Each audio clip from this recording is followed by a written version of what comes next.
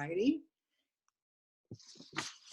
All right, folks, your presenters today, it is my pleasure to present these three wonderful theater educators, directors, designers. They come from Tuloso-Midway High School in Corpus Christi. We have Wendy Pratt, Curtis Ashby, and Len Esquivel.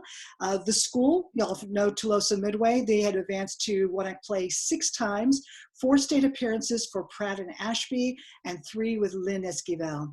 Their first state appearance was 2015 with The Shining Lives, 2016 with the Caucasian Chalk Circle, 2018 the state championship with Moon Over Buffalo, and second runner-up at state in 2019 with Lend Me a Tenor.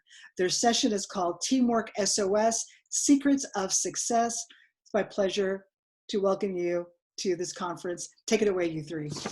Thank you. Good morning. Good morning, everyone. We're so happy to be here, and we're very excited to be a part of this new Capital Conference, this virtual Capital Conference.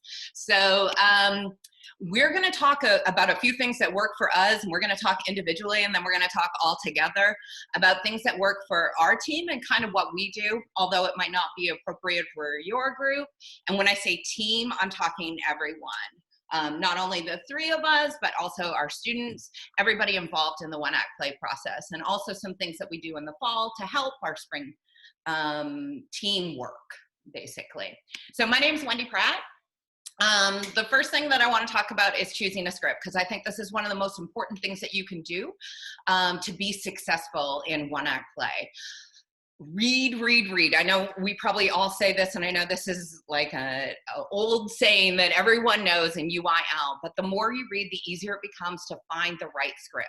And even if you're reading everything on the approved list and picking out what can work for your students that year, and just being able to have it for another year, read new things, anything that you can get, use the UIL library if you're able to. I know right now I think it's closed down, but definitely having a bunch of scripts in your brain so that you can find the right show for your students that year. And if you're not able to use it that year, you always have it there so that you can use it in the future. One of the biggest mistakes I think I made at the very beginning of this process of UIL was picking a show that I loved, but it wasn't right for my students. And I think that's one of the most important things that you have to do, is that you have to find a show with the cast in mind. So we work with our students all fall. We get an idea of what they're able to do in class, outside of class, and really think about what's gonna fit our particular students. And sometimes we get some new students that come in at audition, so I'm gonna talk about that process as well. I say don't be afraid of overdone scripts, because a lot of people say, oh, that's been done every single year, blah, blah, blah, blah, blah. Well, we've made it to state with some of those overdone scripts, but our vision of it is completely different. And don't try and copy somebody else's vision, but make it your own. The team makes it their own, and we open ideas to the students and to each other. Be flexible. So if it isn't working, be open to changing the script. And so people are baffled by the fact, like, our state champion year, when we picked Moon Over Buffalo, we actually went in with a completely different script. We were doing a drama, and it was horrible. Like, horrible. The kids looked like we were torturing them when they came to rehearsal, and I was like, this can't happen. So we went to TTA and sat in the room and read scripts until we found something that we knew would work for our students. And so we changed at the end of January, and obviously we had to change to something on the approved playlist because that was the time. And we were competing at the end of February. But it worked. It was a month and it worked. The kids were re-energized. It just made such a difference, making sure that we got the right script. So when we hold auditions, we're probably a lot different from a lot of other teams.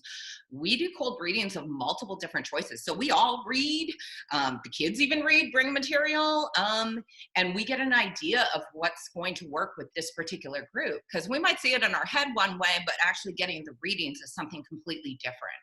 And I think one of the key things is vertical alignment.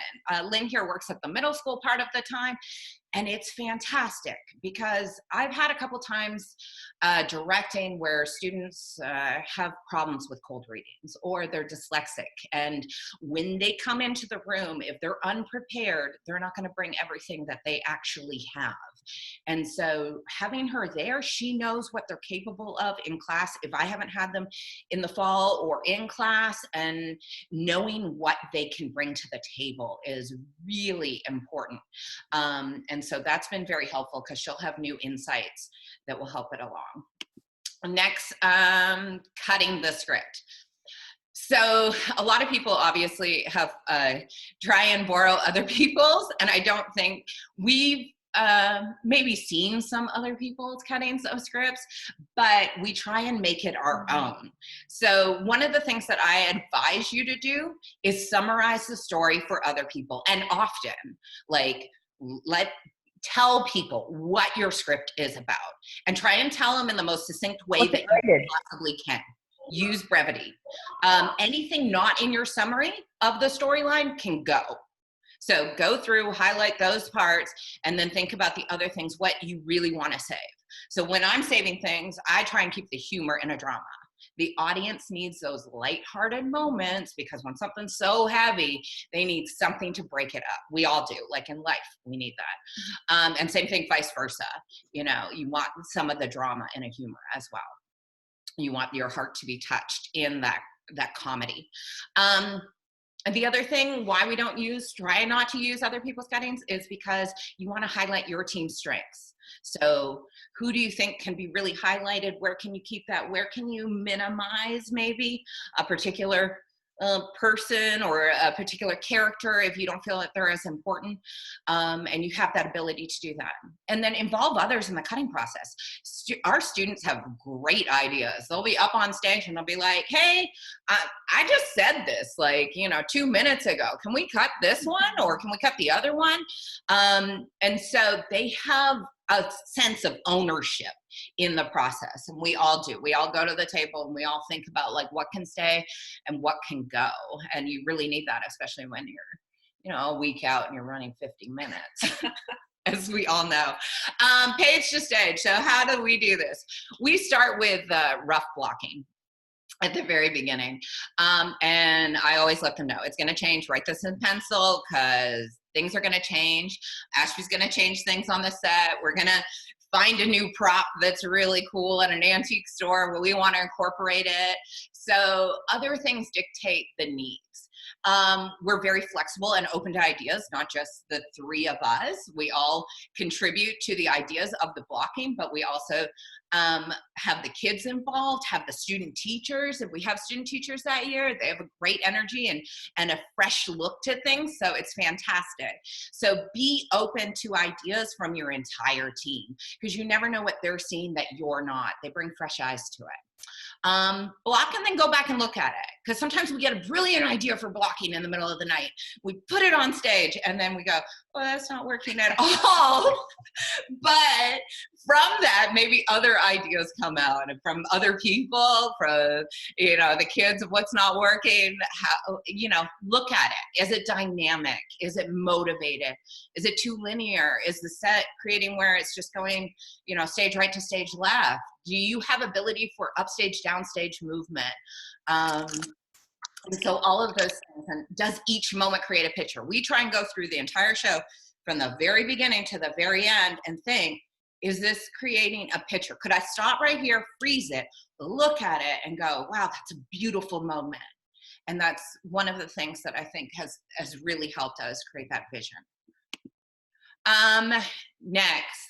One of the biggest things, and I think we all do this, and it's taken a while to get there, not necessarily, for each other, we've already had that, but we have a few key things to that. You've got to have appreciation for others. So for each other, for the students, for the student teachers, but we also have appreciation for everybody that contributes. So the secretaries, the bookkeepers, the custodians, all of them. Show appreciation for each person because they're all going to help you and make your life easier. And I think we all know this from beginning teachers. If you're a beginning teacher, You really need to make friends with the secretaries and the bookkeepers. They're going to help you so much with all that paperwork or when things come up last minute. We just inducted our bookkeeper at our school as part of our thespian troupe, as an honorary thespian, because of how involved she is and sitting down with us. She also books the Performing Arts Center, but she also helps with all the facility requests and all of our props and ordering supplies. She's an integral part of it. The other thing is get admin involved. That's so important. We try and find ways, you know, if our contract will allow it, find cameos for the fall show or the musical to incorporate them and other teachers. So like in the fall, we had the athletic coach, the athletic coordinator for our school. He volunteered to come in and do like a small cameo that also brought in new audience members. The very first show that we opened in the Performing Arts Center, our now superintendent was in it as assistant superintendent. Plus we had a local news anchor and different things. So it helps to get the community involved. They become part of the team and they also see what happens backstage. And that is so key for them to see our students operating at such a high level of interdependent, like they're independent, working together as a group and just seeing how it comes together backstage and the level of trust that we have in them. Allow others to help. Student teachers. So awesome if you get student teachers, and we were so lucky. We've gotten student teachers the past 3 years and they've been fantastic, and they bring in this new energy, they bring in new warm-ups, they have great ideas. Our last two that we were just working with had stage combat certification, so it was fantastic. They got to help us as well. And they've got the newest things with them because they've been in school recently, unlike some of us. But appreciate them and allow them to help. A quality production, it needs a team. So finding the strength of others and give them credit. So last year we did Lend Me a Tenor, and I think some of you might have seen it. We had our choir director. I knew once we were doing that show, we needed somebody to help with the singing process. I went to the choir director and brought him on as a director. So you've obviously find people within the rules and everything else that are part of your staff at the school, but allowing them to help because they want to. A lot of people want to help out. So choosing the script, cutting the script, page to stage, and appreciation of others is one of the things. Just a couple of things before we move on to my next team member, Lynn Esquivel, who's at our middle school, but we were very lucky to bring her up to the high school for half a day too. So I'm very excited to have her as part of the team. Okay guys, so I am Lynn Esquivel, and I'm going to go through some of the things I feel are important as well to contribute to this success. So my first one is, I think, common sense, but a lot of times we forget this. Time is valuable. You have to respect your students' times as you'd want yours respected. So I know that all of us have busy schedules outside of theater, and your students are involved in other activities or sports, or they have homework. So you want to make sure that when you are at rehearsal that you're utilizing your time correctly. So I know that we're blessed enough to have a one-act play class at the end of the day. And so the kids know that when that tardy bell rings, they are to start warm-ups on their own in the center of the stage. And lucky for us, our student teachers help out with that, which we've been lucky enough to have those. But while they're doing the warm-ups, we're already talking about what's planned for that day. So that way, no time is wasted. So the kids know that when they're done with warm-ups, we're starting. Like, there's no lag time for them to get them focused. And we just want to make sure to have a routine, because when you make this beautiful schedule, as we all do as directors, we make these schedules in the beginning before we even start OAP. And we have the blocking rehearsals, and we have the characterization rehearsals, and the pausing rehearsals, and the run-throughs, and then it's going to be almost perfect by the time we have opening night. And so we make those, but a lot of the times we don't go back to look at those and check those. And so I'm a firm believer, if you fail to plan to fail. Make sure you go back and look at that rehearsal schedule. And we know that things happen, personal things happen, or we spend a lot of times on the scene that we're like, this isn't working. But try your best to stick to that. And a lot of the times, if you are doing a scene and you're spending so much time on it, sometimes it's better just to move on to something else and come back to that scene the next day, so that you're not just sitting there the whole time. And we've done it, it happens, but just try your best to adjust as needed and to let everyone else know the changes before time so that they plan accordingly for that. My next point is vertical alignment is key. Pratt touched on this a little bit. I will say that when I first got to Tuloso, the first people to take me on a tour of the auditorium was Pratt and Ashby. Ashby had gone there the same year I had, but he had already had access to the auditorium and knew all the ins and outs of it. So when I walked in, they had it lit up. And so us meeting that first day, I wasn't meeting with the principal, I was meeting with a team of directors. And the first thing that I did that fall was to help with the musical, Seussical. And so right there and then, I saw the expectations that were needed when these kids were going to become freshmen.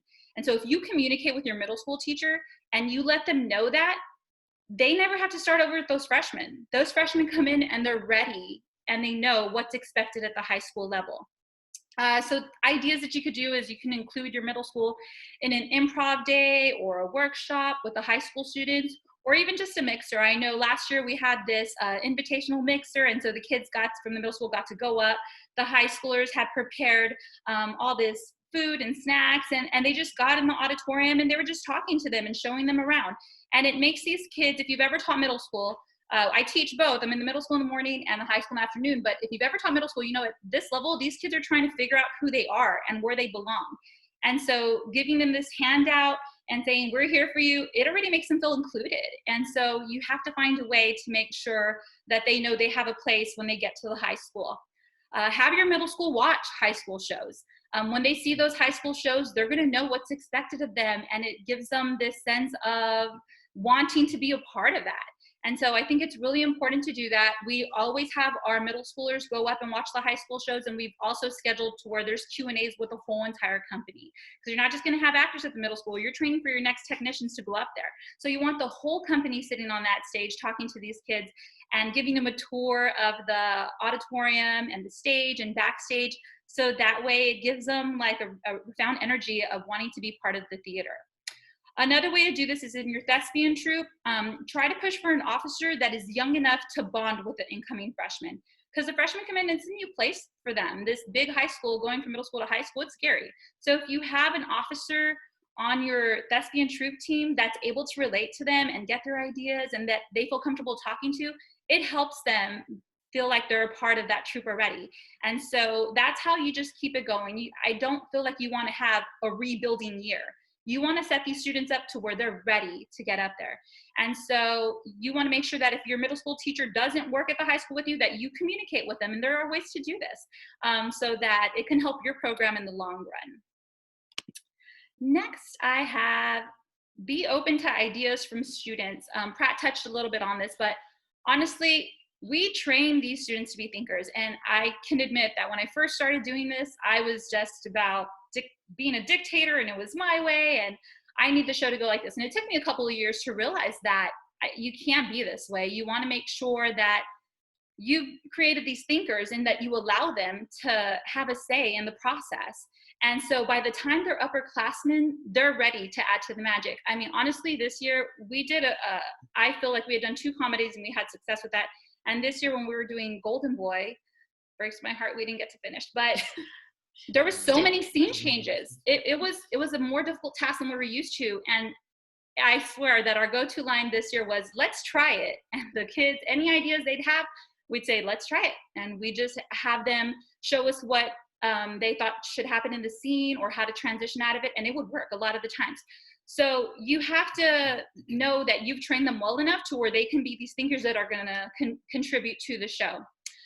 We like to give the students goals. Like we said earlier, if you're ever stuck on a scene, you move on. But before we leave, we tell everyone, not just the directors, we tell all the company, okay guys, tomorrow, when you go home tonight, we want you to look at the scene and tomorrow everybody come with ideas for it. So you give them tasks and goals when they leave for the next day. So they go home and they're still thinking about the show and they're trying to help add to this and problem solve with you. And that takes ownership, because at the end of the day, I don't feel like anyone should say, it's my show. And I've heard directors say that, but it's not. It's everyone's show who's involved in it. And you want to make them feel like they're contributing to it.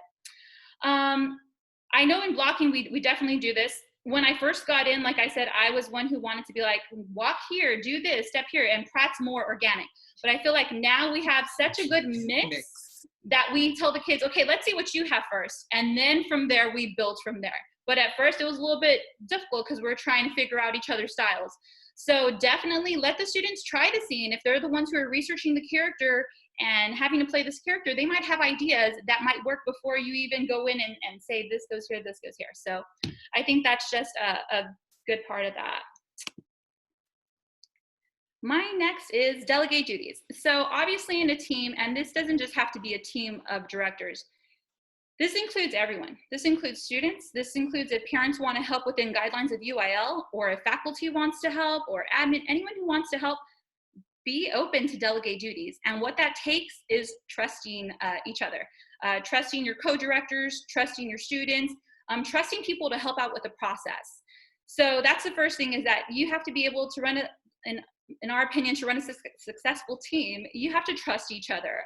In shows where you're trying to search for props and costumes and create the set, get paperwork done, and it gets overwhelming. And so you don't want any person in your team to feel overwhelmed. You want to make sure that everyone has a duty. And if someone's falling behind, of course, you want to help them with that duty.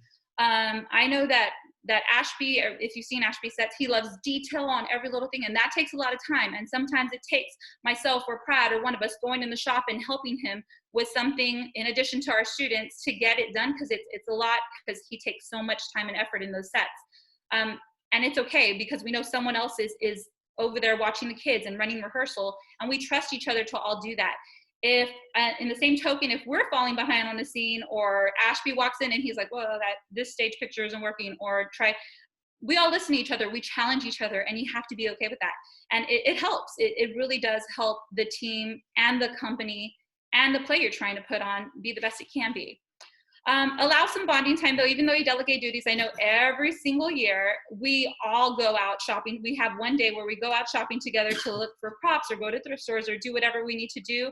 And then we just sit together at a lunch and unwind. Because your directors are not just people you work with.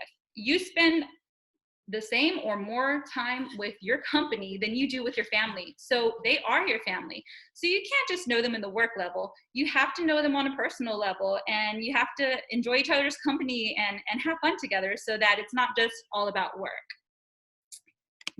And finally, I think this is probably my most important one, is in order for this to work, you have to absolutely 100% check your ego at the door. If anyone knows Pratt, Ashby, or myself personally, you 100% know that we are strong-minded individuals. So coming into this, the first year, I think we were just trying to figure each other out. And so if we had any rough patches, we worked through them. But I can honestly say that with all of us making sure that we were accepting of our faults, it has made us strong. And we almost all think the same when it comes to rehearsal now. We're on the same page. We just understand and complement each other so well. But that requires you not saying, it's just me and I'm the director and it's all about me. 100%, you need to check your ego at the door. Know that you each complement one another and help one another in every area. The beauty of having a team is while someone's taking a note, someone's looking up and finding something else while you're making sure that something is written down. And so a second eye or a third eye, it helps more than one. And so you have to be able to accept if someone's idea works better than yours.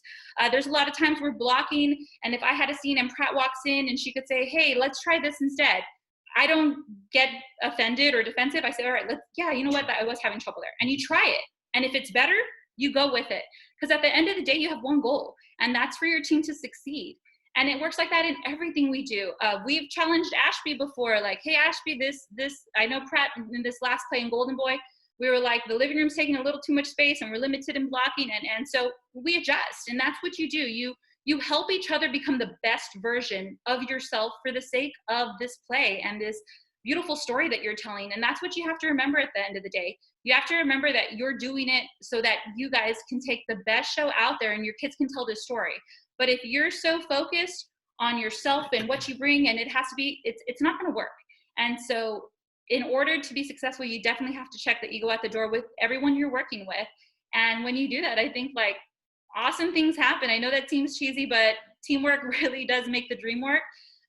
And I'm just so glad that I have these people to work with, and that we've had this much success. You know, we figured it out, and I'm hoping that we can help you guys do that as well. So next, I'm going to pass it on to, just to reiterate, time is valuable, vertical alignment, be open to ideas from students, delegate duties, and check that ego at the door. Now I'm going to pass it on to the wonderful, amazing Curtis Ashby. Good morning. I'm Curtis Ashby, and I'm here to share with you a few items that has worked for our team. It might not necessarily work for yourself or for your students or for your team, but these are some items that has helped us. And so I'm happy to share a few thoughts with you. For me, we prepare as a professional show from the beginning. And what I mean by that is train your technicians just as much as you train your actors. Start your technicians at the beginning of the rehearsal process, the first day you start your actors on rehearsal. I feel like that going into it as a company helps build morale, and it gives everybody a goal to accomplish the show together. I feel from the audition process to the initial company meeting, all the way through the final bow, if everyone's working together, it becomes the company, and the experience of the ensemble is super powerful. So again, train your technicians just as much as you train your actors. And the crew and the actors, to me, or in our experience, they're always working on the show. There's always a scene being rehearsed on stage or in a rehearsal space, and there's always technicians in the backstage, in the scene shop, in the booth, working on the common goal, which is the show. They're working, collaborating, and sharing ideas, and they're creating this experience that they're probably never going to forget. So prepare as a professional show from the beginning. Much like in the professional world, sometimes you'll have you'll have dancers in a dance studio. You'll have actors in a rehearsal studio. You'll have the set being built across town in a warehouse. You'll have prop people out purchasing props, but they're all working together at the same time. And they're not just coming in the day before. These technicians are not just coming in the day before you go to opening night and producing their work. They're working with the process with the actors. So again, that's something that I feel like has really helped us here at TM. Extreme details. I could talk all day about this, I guess. Specifically to set, lights, sound, props, costumes, makeup and hair. Be mindful of the details. It matters. I don't necessarily depend on technical projections. I have in the past, and I have cut them at official rehearsals in the one-act play process. I find that 7 minutes is so critical in the one-act play setup that you're running the risk of something not going right. So if you heavily depend on that, prepare to not, prepare to not just 100% depend on it. But the extreme details are so important. I'm the type of person that's waiting for something to come on stage that shouldn't be there, like the barcode or a price tag on a costume. I think I see that a few times and I go, they lack that detail. Like that eye needs to be that on point to catch all of those things. In theater, we're always either finding something at a thrift store and trying to make it look brand new, or taking something brand new we bought at the Dollar Tree and distressing the heck out of it to make it look old. So always create that interest, distress, texture. And by texture, I mean three-dimensional, not just flat one-dimensional. I don't ever go to Walmart and buy green 101. I always try to find something that has the ability to have graduation added to it, or a fade of some kind. That detail and that attention is going to pay off if you put it in early in the process, especially when you're trying to transform something. So for example, you get a trunk, someone gives you a trunk and it's army green, but you're doing steampunk. That moment when you're repainting it is your opportunity to get in there and add brass tacks, distressing, texture, all that other stuff, decoupage stuff. You want to continue to create something that's super, super interesting. So always be mindful of details. Next, I have going the extra mile. I feel like this, to me, is one of the heartfelt things that you can do as a director. In my experience, I have arranged haircuts for our cast prior to the one-act play performance of Zone or District. And for me, the gentlemen come into the dressing room, they get this great haircut, and they walk out the door with their chin lifted and their spirit a little bit higher. And there's something therapeutic about that. And there's something that I have found that most people don't think about or don't have time for because we get busy, right? But I feel like going the extra mile and creating things off the stage that the kids will remember, and something that will boost their confidence and their morale. Before I got to Tuloso, Wendy had done Taste of Sunrise the year before, and the storyline involved biscuits and honey. And so she had arranged a morning that the cast would meet at sunrise to have biscuits and honey. It's brilliant. Like, I feel like more people need to go that extra mile. The haircuts, the biscuits and honey. I think that's fantastic. And it's something off of the stage. It's out of the rehearsal space. It's out of the stress. It's out of being told what to do, when to do it, not to do it, whatever. It's something that they'll really, really cherish. And again, there's something very therapeutic about it, that I feel like you're giving your students a token of something else. Going that extra mile and finding those things about your show that you can do will really pay off. And then next, I've got get as many students as involved as possible. From a crew perspective, we most always take every application that's in good academic standing. For example, we'll have like a crew of 40 students on a fall show, and we try to take all 40 of them. I double stack all my technicians, so I'll have multiple students working on props. We usually have about 4 or 5 light boards to be operated, so I've got 10 to 12 students working on light boards, but I double stack all my technicians because one's probably an upperclassman and one's an underclassman that's going to be an upperclassman. And so you're always kind of layering that talent and building your technician base up. I put several people on the same project. Some are going to rise to the top and some are going to drop to the bottom, but you're giving them that opportunity to show them what they can do. Again, this creates an agency of talent, which allows for your choosing your top performing students to make the cut for your one-act play. And the next thing that I think is super valuable, I would like to see more of this happen, I think, hosting workshops. Those students that are pursuing college theater and professional work after high school, we bring them back and we host workshops in our facility, and they get to share with the students that are about to graduate high school what they're learning. Just like today, what we're doing today, continuing education is always happening. And so I've brought back high school students that we've graduated that have come and said, hey, this is coming down the line. This is a new light element. This is a new quick fix on a light board. This is how you shortcut these cue commands. And my kids get to learn from other kids. And I feel like allowing for that, bringing those students back and hosting those workshops really does pay off. This builds a legacy, it builds a tradition, and you're planting a seed in a freshman, sophomore, underclassman that says, I want to be like so-and-so one day because that's what I want to do. That's what I want to be when I grow up, or that's what I want to do when I get out of high school. So find the opportunity to bring those students that you felt had something special, bring them back and let them help you host workshops. And then visuals, again, could talk all day about this. Super important. Anyone that's probably seen our work knows there's something to, we like to think that there's something to be said when the curtain opens. And so to me, the best thing I can say is this is a one-act play contest is not a book on tape contest. It isn't a go into the auditorium, close your eyes and listen to the show. It is not for me. Transitions and stage pictures are key. Pratt had touched base on this a little bit. They should communicate the story effectively throughout the whole show. You should be able to interpret the messages and emotions without the words. So I feel like take the time to create visual work. Again, transitions, we'll talk about this in a little bit later, but transitions and stage pictures are so big. Visually, I can't tell you something that I feel like every moment of the play, every moment of the 40 minutes you have with one-act play, you need to be creating those visual pieces of work. That's what's going to be remembered to me, especially in a lineup. If you've got 6 contests or 6 plays and you're wanting to be something that's remembered after the last show is performed, it's going to be, to me, in the visuals for me. So I try to contribute my abilities to the team and to our students to coach the visuals and kind of oversee all of the techniques to be done with sets, lights, costumes, and props.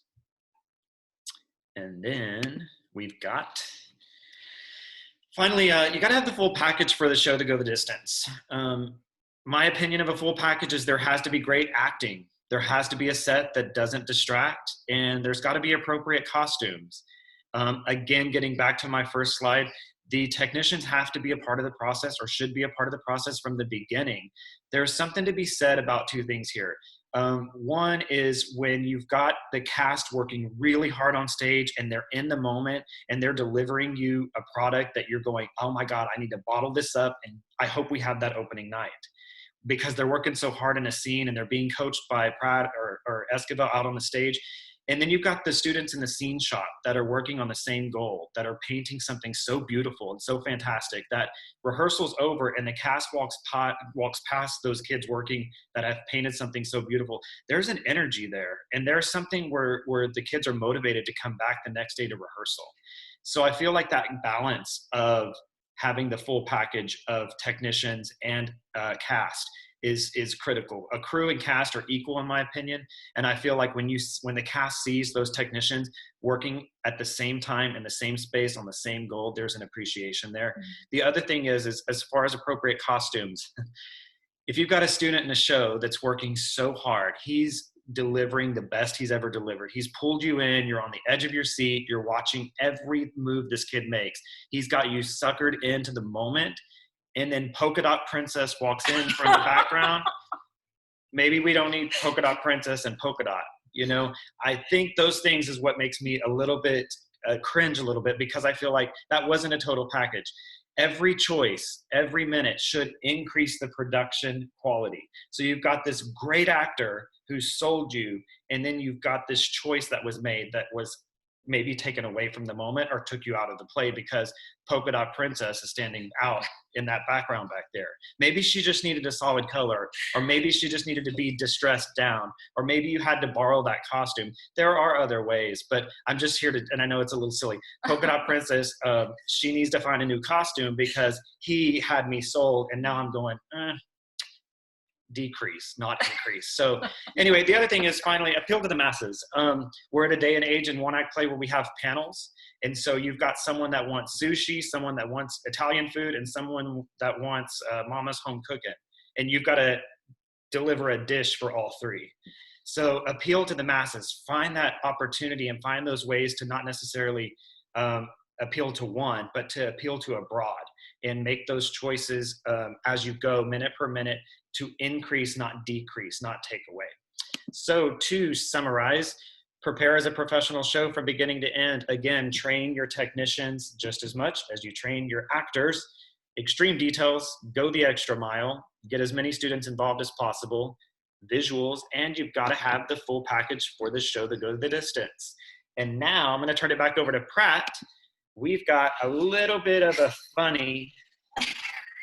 We're doing truth bombs. All right, so we talked about things that we thought maybe new directors need to hear, or maybe some other directors need to hear. And some of these were for ourselves too, early in our career. So the first thing is admit when you're wrong. So I think there's so many times where we're scared of showing that we're wrong, like we've mispronounced a word, we've mistakenly quoted a different fact about something, we've made a mistake in the blocking and somebody else has the right thing, and we're too defensive to let them have that. You as a team have to admit when you're wrong, so the students see that it's a place where they can take risks, where we can take risks, that it's a trustful environment. So be aware that you need to admit when you're wrong, both in the classroom and on stage. The second thing is be truthful with yourself. Stop being defensive. And I think we've all been there at some point. I still do it. I have to check myself. Defensiveness lets us hide our own fears. We're not doing this against each other. We get fears about our own significance, our own competence, and our likability. So be self-aware. Take time to reflect. Why are other people not staying? So, and some people, like, you're at a very small school, so maybe you don't have a second person. But if you're at a large school and you keep having a rotation of other people, are you truly looking at this as co-directors, or is that your assistant? Are you micromanaging them? And are you doing that because you're being self-defensive about your own competence, or about your own likability, or about your significant your contribution to the group? You have to share responsibility, and you have to share accountability. And that takes time to go back at night and really truthfully look at yourself. And it's hard and it's hurtful, but it's the only way to grow. And it's the only way to grow a true team. So check that ego at the door and stop being self-defensive. Okay. I think everybody knows I'm a little more blunt, the blunt one of the group. So hopefully I don't offend anybody. But I love when people post on Facebook. It's great. However, if you're going to post on Facebook complaining that your show isn't working or complaining that you're all alone and you can't do this, and then you spend an hour and a half commenting back and forth with people on that same post, you should have used that hour and a half to be into your show.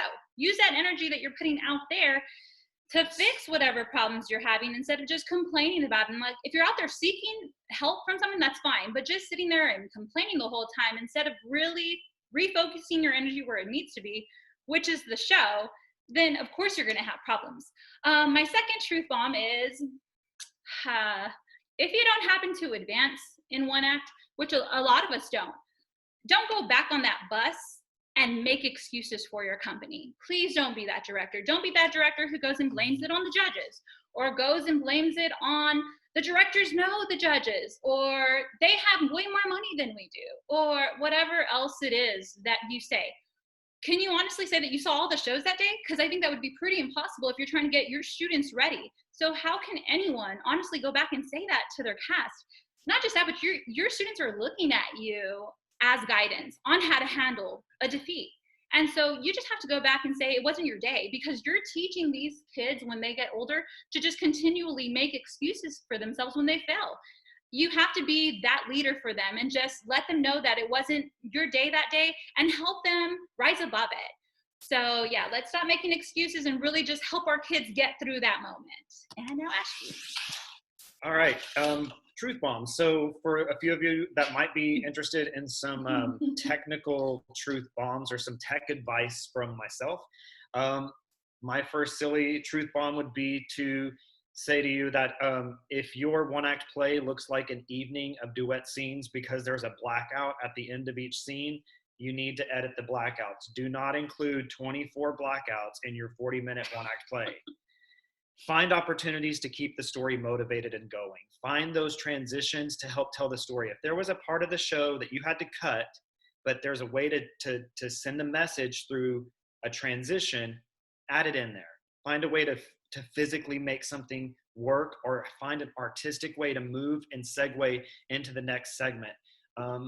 I get pulled out of a show when I'm watching a show and there's a blackout. I immediately look at their time on my watch. I immediately go, we're only 17 minutes in. How many more blackouts are we going to have by now? And for those that do blue outs instead, it's a blackout. So watch and edit those blackouts. My second truth bomb is, if you're, and this is all for fun, of course, but technically, and this is my perspective and my opinion, of course, if your set looks like a yard sale, but you're not doing a play about a yard sale, you might need to edit the set a little bit. Like, don't add it just to add it. Like, make it cohesive. Find a color palette. Find something that works. Don't just throw it up there to throw it up there. One of the greatest examples I can say is for Moon Over Buffalo. When we had done Moon Over Buffalo a couple years ago, it was a green room of a theater. And so I thought, well, we have a bunch of trunks. We'll paint these trunks.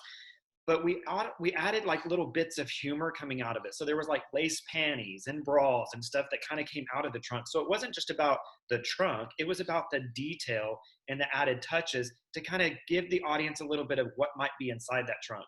You could be doing a drama, a military piece, and have military lockers, but there could be like an American flag dripping out of it. There could be something in it that could add interest, and just really have an editing eye when it comes down to that. And then my final piece is, as far as your set is concerned, or tech is concerned, don't do what was done at State the year before. Try to be original. I motivate and encourage us all to be original and to show up with something that you can put your name on and you can put your stamp on, and to create something original and you be the trend for next year, as opposed to going and taking what we had seen at State the year before and doing it again, or taking the very same set of a show that was at State, doing the same show the next year and using that same set. Be original. Try to be original. And I think that's it from us. I think we'll go back to, there's our contact information. If any of you have any questions, feel free to write those down, and please contact us. We're happy to talk theater all day if we could. I'm sure we took up a lot of time right now, Paula, so we'll pass it back over to you. Thank you for asking us here. Yes. This is fantastic. I mean, I completely want to work with you guys. It's just, just a really, really great job. Very, very thorough. Come on down. Many different areas. Okay, so we do have some really good questions, and I don't know if we'll be able to get to all of them, but I thought I would start with the last one that we received first, which I thought, because it really has to do with teamwork. So someone asked, who makes the final decision when one thinks it should be one way, another one thinks the other thinks differently, the other one thinks differently, and they're all great ideas? Is there ever, this is the line, and I'll make the final call? Does it happen? There's been times where we have had disagreements about, like even this year, picking a show. And we just did not rest at coming to, okay, I'm making the final decision. We just kept going back, looking for other things until we all got into agreement. And we just kept re-auditioning until we figured it out. So we basically let the kids make that decision because they were going to show us which show was best for them, because we were so everywhere this year on choosing a show. So thank goodness we finally usually decided. with the three of us, two of us are always thinking the same, and there's the one wackadoo that's like not on the page with the other. Sometimes that's So, but usually there's two that are always like, and then we have to kind of either convince or even let the students show the other person how we should all be agreeing on the same thing. Cool. Another question. When you are reading a script, what jumps out at you that says, this is it, this is the one? Oh, there'll be a lot of things. The moments within a script, a lot of times though, I think the best thing is that you can actually see it coming to life. It's that visual, like a lot of times you can see the kids in that particular role and you can see it in your mind. And I think that's what jumps out to me. Ashby, do you want to talk about what jumps out to you when you're going through?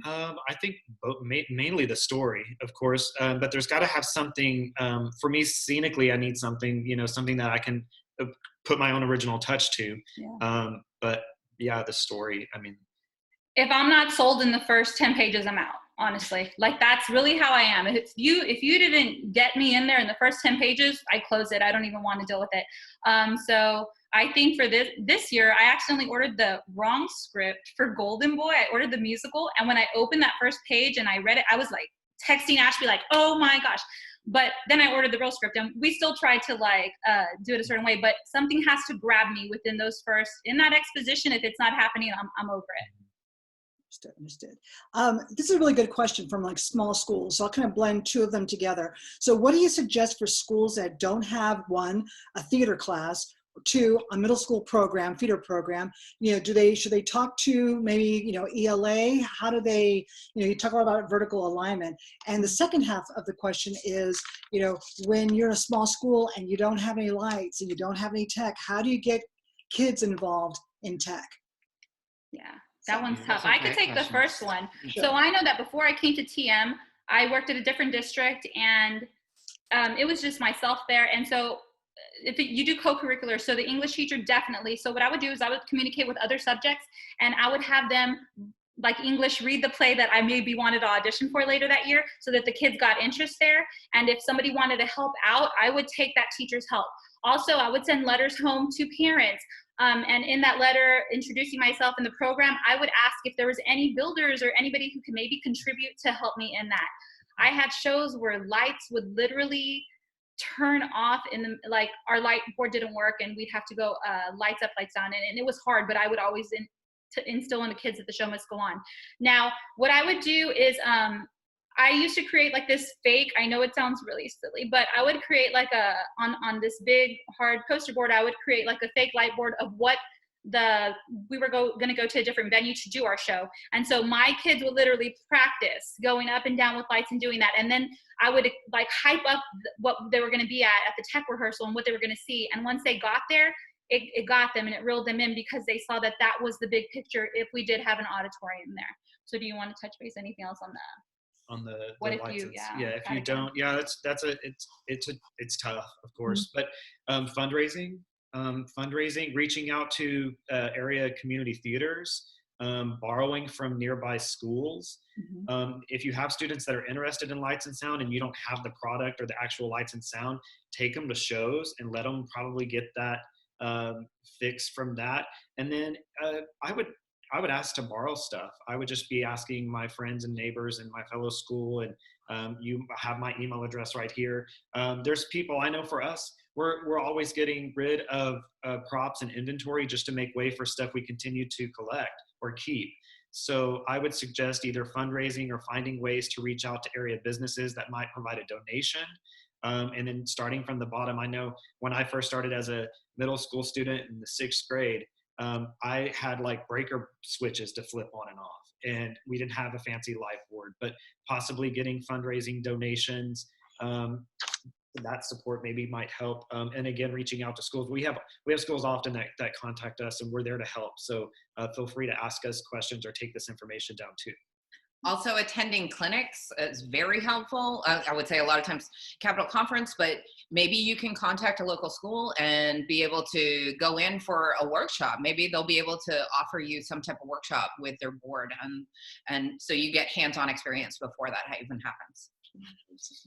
This is a question for Lynn. Do you do middle school one-act play in the fall? If so, what is your audition process like for students who haven't had a semester to work with you? Who haven't had a semester what? To work with you. Okay, so I do one act in spring. We're moving it to fall this next year, but what I do is in my callbacks, I make it in the morning because I'm gonna have morning rehearsals so that I could work at the high school some of the days I stay there. So I'm at the high school in the afternoon with them, but in order to stay with them at least 2 days a week, I have to have morning rehearsals over there. So the way I do my audition, I leave it open to the whole entire school. And so what I do is I hype it up, I put flyers everywhere, and the way I work the audition, they come pick up, they're told to come pick up sides. And so just like the high school, I don't just audition one show, I'm auditioning 2 or 3. So in that packet of sides, it has 3 shows, and they pick one monologue. For the first time they come audition for me, they're gonna pick one monologue because a lot of kids come. So they pick one monologue to showcase for me, and then whoever I feel is talented enough to come back to callbacks gets called back, and then I kind of their audition maybe 2 shows, or I go down to 1 knowing the talent that I have that year. And so in the callbacks is when I actually have them go up and group up and go outside and work with people and come back in. But they have the sides, and when they first get to the audition, I don't just say, okay, go up. What I do is I say, okay, so-and-so and so-and-so, you both have, I ask them, what part are you auditioning for? And they'll tell me, and I say, okay, you guys go outside for about 2 minutes and come back in. And so it's just a rotation of kids in and out to audition with the first part of the sides that I sent until I get the callbacks. So, yeah.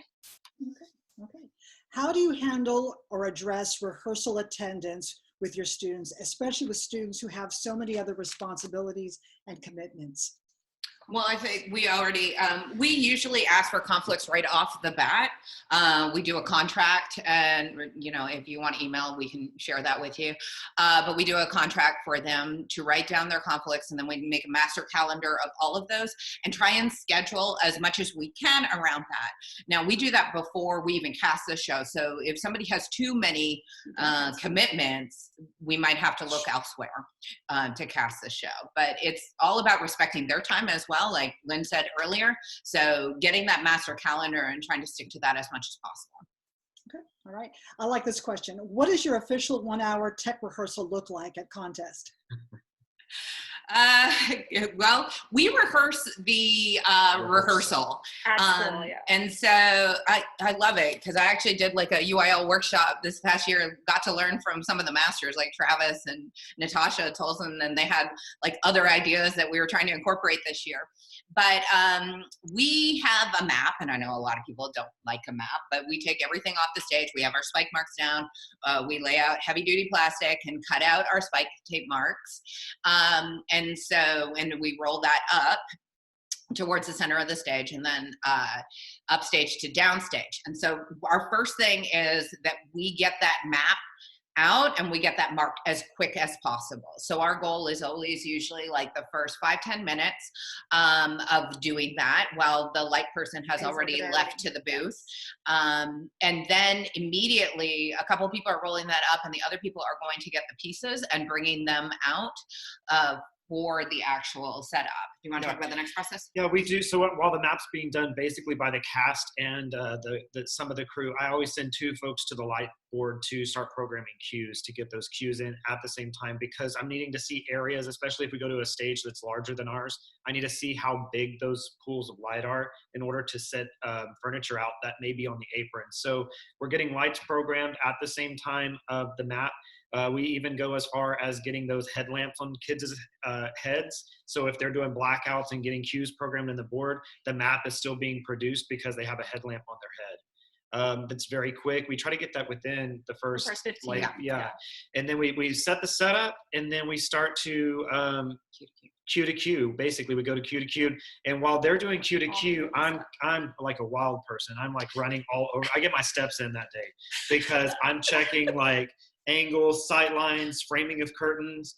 Pratt's running cue to cue. Esquivel's looking for both cue to cue and what I'm needing help with. We have our student teachers spread out as well. So I'm usually on the left side, Pratt's in the center, and we have a student teacher on the right, and maybe somebody up higher if there's a balcony area, because we want them to tell us if something doesn't look right, or if when we're running cue to cue, it doesn't look good, or something's blocking it, so we can change it right there and then. Or volume problems as well. And oh, can I talk about one more thing? One of the things that I learned in the rehearsing the rehearsal that was so fantastic is someone had like these little badges basically, and it's their cue to cue. So the kids know, okay, this is what's going to happen, exactly what we're doing from moment to moment, then flip it over, and it's got when it starts and where it goes to, line by line. And that's fantastic because the kids don't have to ask then. They can be quiet the whole time. Our kids are wonderful in the rehearsal process. They're very, they get right down to business, and we all use please and thank you. We love it. Yeah. But rehearse the rehearsal. That's key before you get there. Okay. So I think we'll go ahead and just do one more question. There's some really good questions that people have written in. So I encourage you to go ahead and just email them since they have the contact information. So email them your specific questions. But what are some of the most memorable teacher or administrator cameos that you've had? We talked about having memorable cameos. This last one. Okay, so in Greece, at the dance, one of the chaperones we had was our athletic coordinator, and he agreed to wear those tiny shorts that they wore back then with like high pants and the shirt tucked in. And I mean, he was hysterical, and he's a new athletic coordinator for us. He's our head football coach that showed up with these little booty cut tiny little shorts. It was a sight to see. And it was great for the, we worked actually, so our fall schedule, working around people, we actually did several night rehearsals. We would take a break and we would come back at 6:30, 7 o'clock at night, because we put some football players in the show. A lot. And we needed their strength, number one, to do all that lifting of the girls for all the dancing. And so it was fantastic for them to see their head football coach on stage with them. They loved it. He even did improvisation one day because he would have to chase his football player across the stage, and he added a little improv one night, so we're so proud of him. And it was cool because he got to see what they do. A lot of these, it's sad to say, but a lot of these coaches, they feel like it's undermining their athletes to be in theater. And so I appreciate that he did that for us, and he got to see that side and how hard we work backstage, because Greece is just moving and moving. And so it was cool. He'd like go watch I think it was the Astros playing at that time in Ashby's office, and then he'd go out for his scene, and it was neat. It was really fun. Another real quick thing, one of the cooler cameos that we had our entire volleyball team that had they had advanced to state, and so we decided to feature them by bringing the whole team all the way through a whole 15, 20 girls in a random scene, right? And so we got that audience pool too, because all those volleyball parents wanted to see their daughter in that moment, in that one little cameo moment. So our state volleyball team had made an appearance in a couple of shows. That was cool. Great. Just look for ways. Yeah, I mean, what a great way to to get them on your side, okay, so have some kind of like conflict. So I think this is where we're going to go ahead and end it. Again, we did have some other questions, but I really encourage you guys, if you didn't get your specific question answered, to go ahead and contact them. You can see they're very, very, very likable and easy to talk to. So thank you.